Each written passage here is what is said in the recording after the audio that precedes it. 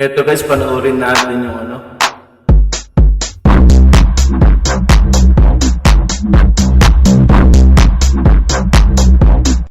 Ayan yung opening sounds natin sa laban ni Champ Django at saka ni X44 Championship guys. Ang ganda ng break niya no, ni Champ Django.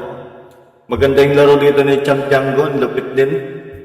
Kaya lang hindi talaga inaabot. Magaling din talaga sa X44. Yan o, tiririt.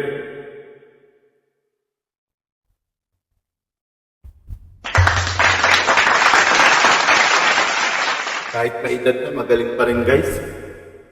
Totoo nga yung kasabihan, kalabaw lang ang tumatanda.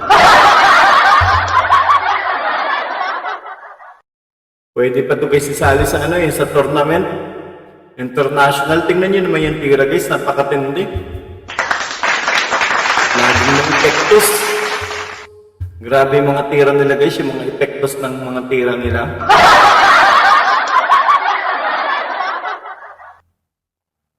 Ayun no, grabe magpabalik ng mga to.